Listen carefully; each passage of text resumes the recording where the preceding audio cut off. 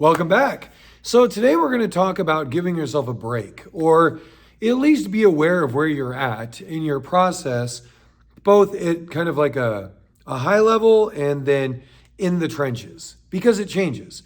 And what that means is, well, you've probably already heard of this, it's called our 4 levels of consciousness, right? The first one is we're unconsciously incompetent, like it's not even in our awareness, we don't know what we don't know. Then we're consciously incompetent. We have now learned that we don't know what it is that we're doing. So we're consciously incompetent. We know what we don't know. From there, as we learn to change these things, we're consciously competent, meaning it requires focus and attention to do anything. Now, the next level is unconsciously competent. And this is where our habits and our skills and the things that we don't need to spend much time thinking about, that's where they hang out. So why is that important for us? Well, when we start thinking about our health and fitness, and we start thinking about where we're at and where we're supposed to be, sometimes it can put a lot of pressure on us, whether that's how much weight we think we're supposed to be losing, or how far we think we're supposed to be able to run, or how much weight we can lift, how much sleep we're getting, different things. Maybe it's just about learning about stress. Maybe it's learning about calming down or hydration. Maybe you're thinking about nutrition now and all of the elements that tie into that. Or you're just blown away by how challenging a squat is, or a push-up is, or breathing while you're exercising. I mean, there's so many different things, right? Well, what happens a lot of the time is we assume, or we're under the assumption that when we jump in, we're automatically going to be unconsciously competent at all these things. Now, for a lot of people, they hang out there. Their confidence is really high in their ability. However, their confidence outweighs their competence. And until that's brought to their attention, they never know. And when somebody is brand new and they have no idea about anything, again, they're unconsciously incompetent. So how do we apply that? How do we apply that to what's going on? Well, the easiest way is if we're doing something new. So let's say you're here, you're training with us, or you're joining a new training program, or you're starting a diet, and they're telling you several different things. Let's say, for example, they're talking about tracking your food.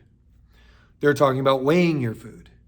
They're talking about your macronutrients. They're talking about your calories. They're talking about low intensity, steady state cardio. They're talking about NEAT, non-exercise activity thermogenesis. They're talking about the thermogenic effect of foods. They're talking about rest and cortisol levels. They're talking about fats and hormones. I mean, all kinds of stuff, right? Now, even that list, you may be like, whoa, what is all this? And that's okay, right? It's a lot. Now, that would be a lot coming into your awareness. So if we go through each of those 4 phases, were you originally unconsciously incompetent around those things? Are you now consciously incompetent, right? Like that you don't know things about those. Perhaps you research them, you take some time to learn them, okay? So you're consciously competent when we think about the concepts. But is it applied, right? So there's a big difference between knowing something and applying something. And this is one of our big indicators from somebody who has high confidence and low competence. When coaching or correcting, they're generally the ones that say, I know, got it, yeah. Things like that. Those are the things that they keep doing what they're doing. They need to be, that glass or that lens that they look through needs to be shattered so they can take a step back and look, right? And that's where everything matters. So unconscious incompetence, we're all there for lots of things, and that's okay. We're not supposed to know everything about everything. But as it comes into our awareness, it's also okay to be consciously incompetent. It's okay to have to learn something again for the first time in certain areas. It's not starting over. It's learning to do something right. If you don't want to spend all of your time perfecting the wrong technique. You don't want to invest all that energy doing something wrong. So when we learned that we don't know what we're doing, and then we bring that into conscious competence, it's not a light switch. It takes time. We have to understand generally there's a series of cues or a hierarchy of cues that we have to put ourselves in line with before executing. And then that's a slow process. We're redeveloping new patterns. whether that's a habit in terms of behavior, or perhaps it's a neuromuscular pattern with your body when you're learning to do something new. All of those things take time.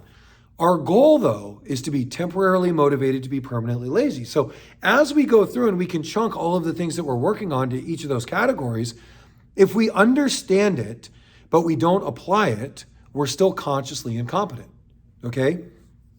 And once we begin to apply it on a regular basis correctly, that's where we go to consciously competent. Once we're consciously competent and we can repeat that several times without needing the same level of correction and doing it well, regardless of what that is, we've introduced that pattern, routine, or ritual. What'll happen is now we become unconsciously competent. And that's where you want to be with a lot of your body. When you're learning something in your body, it might take some time. But you want to be in a position to where you can learn things well and be confident in your ability to execute them well. So I hope this video helps. At any time you're stuck with something, this could be something as simple as adding protein to your meal or drinking water, getting to sleep on time or getting more sleep, perhaps getting less sleep. Any sort of change in your exercise, maybe it's learning a lunge, a squat, or a deadlift, it's okay to categorize those and then begin to break it down into the other parts that you're doing well and parts that need to be refined. Love to hear your comments down below, but it's okay in all four phases. At any given time, we're in all four phases in various parts of our life. So embrace them, learn well, and I'll see you in the next video.